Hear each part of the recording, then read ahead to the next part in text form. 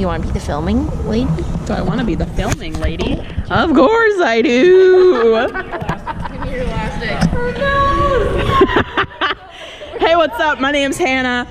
Today I am on GoPro TV. We can't get any kids in it because this is camp, lady. Say a fun fact about you. So my name's Nobody cares. Bye. Bye. You're acting like there's a flash on it. You're like, Hey, what's up, guys? Today I'm going to teach you about bees.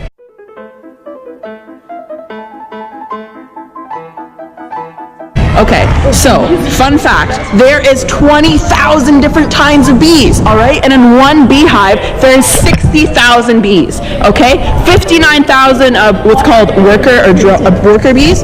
There is 1,000 drone bees, and there's one queen bee, all right? Fun fact, the drone bees, the 1,000 drone bees are all male. And you know what they do? Nothing. Just like all men. All right? And so the worker bees, they're all female, okay? They're the ones that leave the hive and do all the work and make all the honey and make the wax and make the honeycombs, all right, and collect pollen and pollinate. They're the ones that keep our world going, all right? So anybody tells you can't do something, girl, you can. You can do anything, girl, all right?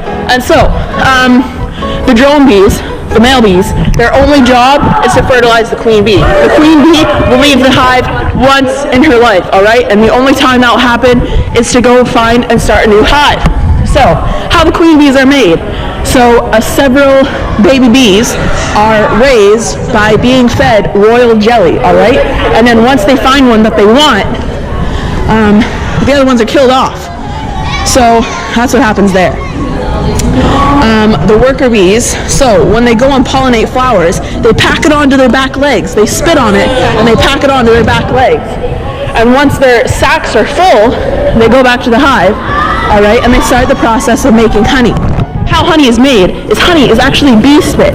So a bee will start chewing, all right, and then it will go up and spit it into the mouth of another bee, and that bee will keep chewing it and then spit it into the mouth of another bee, and that keeps going until it's made thicker and thicker and thicker into honey. And then the bees will put it into one of the honeycombs and they will seal it up with wax, and the wax is actually made from glands on top of their head, and so they pack that up and they fill up the honeycombs. And so we gotta save the bees. And so yeah, they pack it up, they seal it up in there. And so the reason that the male bees aren't very important is because during the winter time, the female worker bees don't want them eating all their honey that they have made. All right, so they will kick them out of the hive, and the male bees most of them will actually die. Many of them won't be able to stick around. And so, yeah, that's the end of their lives. But yeah. Oh, other fun fact. Bees, they don't want to sting you, okay? The ones that want to sting you are wasps. Wasps are carnivores. So wasps, they're the ones that want to eat meat. But the bees, they only got one good sting in them, and their stingers are not meant to pierce human flesh, all right? So their stingers are meant to protect them from wasps, where they can actually go into their wasp shell and then get right back out. But bee stingers, all right, if they will get stuck in human skin, all right? And their stingers actually curve like this. So bees can't sting you when they're full. So if their bellies are full of like honey or pollen, or not pollen, they don't eat the pollen, but if their bellies are full of nectar, oh, and also the nectar goes in a different stomach than their food stomach, fun fact. And so when the bees are full, their stingers, they can't bend in like this, they will go like that. So a bee can't sting you if it's full, because it won't go into your skin. And so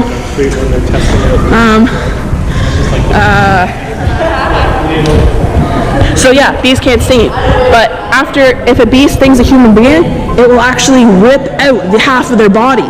All right, so that's why bees don't want to sting you, because they know they will die, because it will get stuck in the human skin and they won't be able to get it.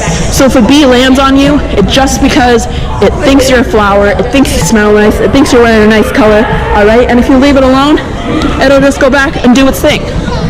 Okay, so just protect the bees. They're keeping our world going. And there's really only two ways that plants can be pollinated.